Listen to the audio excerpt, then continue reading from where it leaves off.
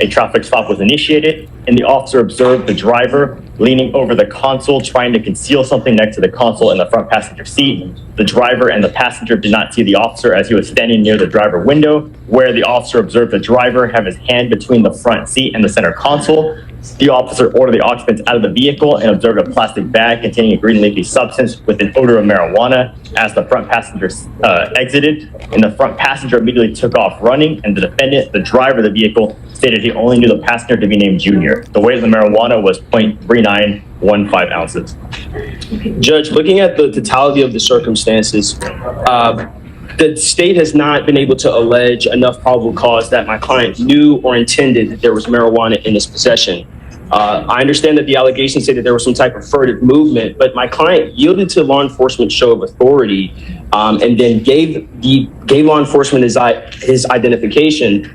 The passenger ends up leaving law enforcement. He stays there, and again, there's not enough to establish that he knew or intended that there was weed in his car. The allegations also don't, pinpoint where the marijuana actually was. So this was unbeknownst to my client, Judge. So he comes up, officer comes up to the car, and he sees him trying to conceal. Yes. Right? I don't think that, I believe the allegations say that that's what the officer maybe seems to believe, but after further review, there's nothing that says that's definitive or that that's even probable cause. For all we know, he was rummaging around to give him his ID, which he did. That's why he got picked up. No, but he says he's got a plastic bag and he's trying to put a plastic bag behind the console. Yes, Your Honor, they found his hand between the front seat and the center console. They observed his hand in between the console. Was it a plastic bag too? It says that they observed a plastic bag containing the green leafy substance. Yes, Your Honor. And that was after the passenger exited. So when they walked up, they saw him with his hand in between the console and the front seat, where they observed him trying to conceal something. So, Judge, in the DIMS, it says, quote, as the front seat passenger exited the vehicle with his hands up, I saw a plastic bag containing a green leafy substance. The way I'm reading that, Judge, is that's more attributable to the passenger and the alleged marijuana that was near his person than it was my client. Again, the rummaging around, Judge, I don't think there's enough of a nexus to establish that. My client yielded to law enforcement show of authority. He gave law enforcement his ID. While he's standing there submitting to law enforcement show of authority, the guy with his hands up with the marijuana that's around him leaves. So if anything, this should be attributable to the passenger. Saying that the weed is the passenger's client, not your client. That's what you're saying. Yes, and based on the allegations, Judge, there's not enough probable cause that attributes my client knew or intended that marijuana was in his possession, when everything just as much points to someone who ran away from the cops. Hit the gyms again, and then who is the one who's allegedly hiding things? It's the driver, Your Honor, which is the defendant. Right. The officer said the officer observed the driver have his hand between the front seat and the center console, and previously... Okay, wait. So between the front seat in the center console, and the officer said, I observed the driver leaning over the console trying to conceal something next to the console and front seat passenger, and that's where he observed his hand in the front seat, between the front seat passenger and the console. So the officer observed him trying to conceal something, and all the DIM says in regard to the passenger and the marijuana is that as the front seat passenger exited the vehicle with his hands up, I saw a plastic bag containing a green leafy substance smelling of marijuana. It doesn't say anything in regard to it being solely in the passenger's area, because it said previously he was trying to conceal something. Again, so my apologies, Counsel. Routine traffic stop, then everything goes wrong. Police say the driver was caught trying to hide something between the seat and console moments before officers found a bag of marijuana. But wait, the passenger suddenly jumps out and runs, leaving the driver behind to face the charges. Now the defense claims the weed belonged to the runaway passenger, while the judge keeps asking one brutal question: if he wasn't hiding anything, then what was he doing? Subscribe to The Legal Lens for more crazy courtroom moments. Judge, if I may. He's actively trying to conceal a plastic bag? Your Honor, so with this situation, when we were briefly speaking, allegedly this driver and passenger don't know each other, but then in this situation, should this person, the defendant, be pulled over for speeding, one would think he'd keep his hands 10 and 2 and not be trying to conceal something. So that's where we're at. And if you didn't know that didn't know the passenger, didn't know that they had the marijuana, didn't know anything about the marijuana, why are you concealing? Why aren't you keeping your hands at 10 and 2? Judge, anytime somebody's driving, again, I think there's a reasonable inference that goes just as much to my client was trying to go through his belongings, give law enforcement the correct identification so that he could submit to law enforcement show of authority. Again, just because it says concealed doesn't mean that there's enough allegations that actually substantiate that anything was concealed. If anything, No, but is that enough for him to continue and to investigate further? Right. His allegation is, I come up to the car and I actively see someone trying to conceal something. So at that point, I'm going to investigate further. my issue is not, law enforcement had the right to further investigate the case. We understand that my client was speeding, Judge. My issue, though, is that they're saying that the front seat passenger is getting out of the vehicle and then he sees weed as the front seat passenger gets out. My client is already... So who do they both have weed? Is that what happened here? Do they both end up with... My understanding, Judge, is that there's enough probable cause that actually goes toward the passenger being in possession of it. Did they find weed where he was trying to conceal whatever he was trying to allegedly conceal? The allegations are not clear about that, Judge, which is why... Admittedly, they are not clear about that because all it says is that as the front seat passenger exited, they observed the plastic bags. But for previously, they did say... Where? It does not say, Your Honor. That sucks. Then write a better report. It does, but they did say that I'm concealing something between the I need to know, where is the weed in the front seat passenger? There are enough affirmative links still because he's the operator of the vehicle and it's within his wingspan, and they saw the previous furtive movements being made to draw the inference of knowledge. So there's enough affirmative links between him and the contraband for a probable cause. I don't work on hunches. It's not a Hunches here. I mean, it's not that hard to write in the report. Well, I saw weed where I found his furtive movements. You know? Yes, Your Honor. They didn't clarify that, but they did. Then too bad, so sad. Sorry. I will say, Your Honor, this did just happen 2 days ago. If we could wait to get the offense report, maybe he articulated it. No, I mean, I he's in custody. I don't want to wait 2 days because he's in custody. If he was on bond, perhaps, but he's in custody. He's in jail, just sitting there. You know, I'm with you. Okay. Thank you, Judge Fletcher. Yeah.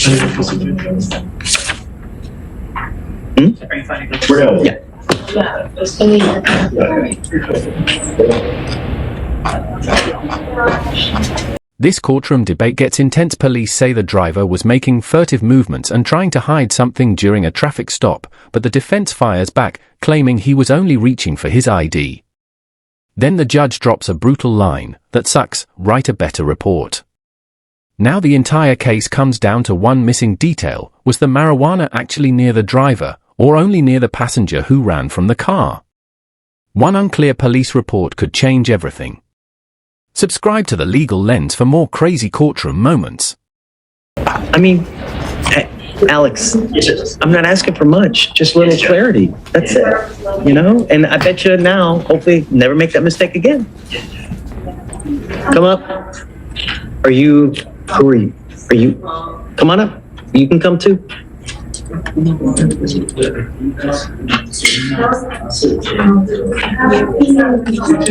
Why on two different sides? You embarrassed to be with your mom? Okay. I separate Got it. family and spectators. Okay. Good morning, Mr. Hardy. Good morning. How you doing? Mr. Hardy, you're charged with possession of marijuana. You're facing up to 6 months in jail and or a $2,000 fine. Shh. We are going to do probable cause. You have the right to remain silent. Anything you say can or will be used against you. You have the right to have an attorney present. If you cannot afford one will be appointed to you, sir. Yes, Judge. Okay. On November 22nd, 2024, the officer observed the defendant's vehicle parked more than 18 inches from a curb on a public roadway in the right lane of a two-way road in Harris County, Texas. While the officer ran the motor vehicle, the passenger side door opened, a black female exited, and the female approached the patrol vehicle. The officer made contact with the female and observed a strong odor of marijuana emanating from the female. The officer made contact with the defendant, the driver of the vehicle, and observed a strong odor of marijuana and had the defendant exit the motor vehicle. A PC search was conducted and the officer located 3.5 in the driver's side door and one blue package with Oops All Berry on the front containing green leafy substance on the rear driver's side floorboard, one red package with Fruity Pebbles on the front containing a green leafy substance in the back seat, and 2 clear plastic baggies containing green leafy substance under the front right passenger seat. The officer also observed 1 burnt marijuana cigar behind the front passenger seat and 1 small chunk of loose green leafy substance in between the driver's seat and the door. The green leafy substance was identified as marijuana based on training experience, and the weight was 54 grams or 1.9 ounces.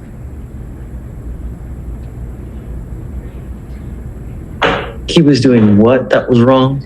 So he was parked more than 18 inches from the curb on the right lane of a 2-lane, 2-way road. So he How was out. on earth are you going to know that you're parking more than 18 inches? What time of day or night was this? Your Honor. Is it parking while black now?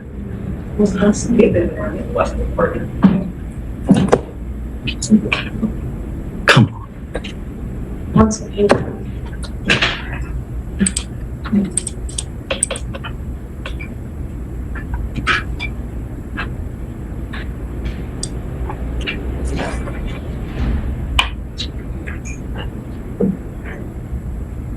This courtroom instantly turns awkward. A man gets charged after police say they smelled marijuana during a traffic stop and found weed all over the car, including hidden bags, loose marijuana, and even a burnt cigar. But wait until you hear this. The defense suddenly fires back with, "Is it parking while black now?" after officers said the car was illegally parked more than 18 inches from the curb.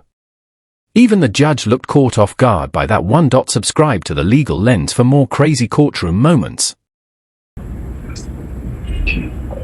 Yeah. Your Honor, there's no time listed. It just says the officer was on patrol around the 3518 block of Arbor Glen Drive when he observed the vehicle parked more than 18 inches from the curb. And so he goes up to the car because of that? No, Your Honor, a female passenger side exited the passenger side and approached their vehicle, and he observed a marijuana. Oh, because he comes up to them. Right? Stop.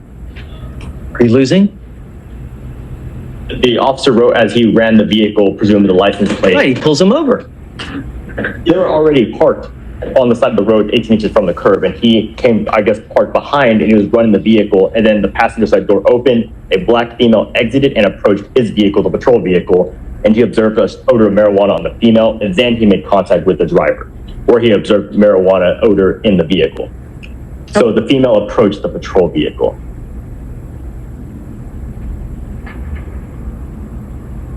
Show me in the penal code that code. What is the penal code for that? Regarding the 18 inches from the curb, sir, is that the Yeah. issue of what we're talking about? Yeah, because they come to him because he comes to them. Right, they're just parked. He comes to them.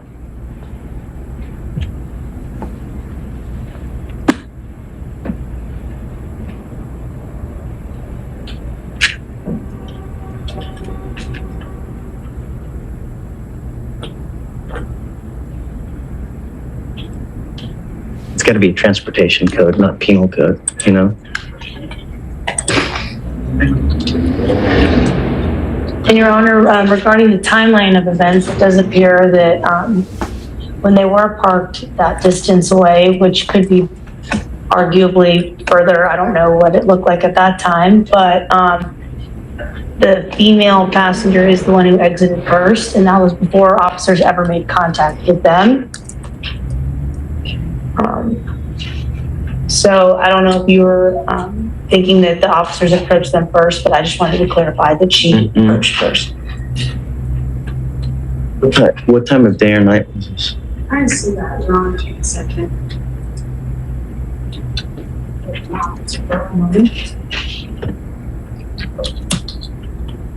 At 4 in the morning.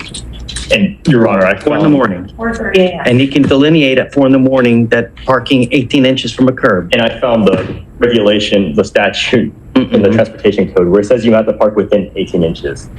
It's at 4 in the morning, so you can tell. Your Honor, the officer was, Yes, I don't think so. All right, I'm going to find no probable cause. yes, All right. Judge. Guys, be careful, right? You know, they're always out there. Just be careful. Do something with your life. Knowledge is power. Get into school, get an education, do something with your life. Life as hard as it is, And it only gets more difficult the older you get, all right? Okay, guys, please. And we'll be sure to call the officer on this case to Whatever you need. understand why he did, in fact, pull them over for this amount of space. This courtroom twist shocked everyone. Police claimed a car was illegally parked more than 18 inches from the curb at 4 a.m., but the judge immediately questioned how an officer could even accurately measure that in the dark. Then comes the bombshell. The judge throws out probable cause completely and tells the defendants, knowledge is power, do something with your life. One tiny parking detail just changed the entire case. Subscribe to The Legal Lens for more crazy courtroom moments.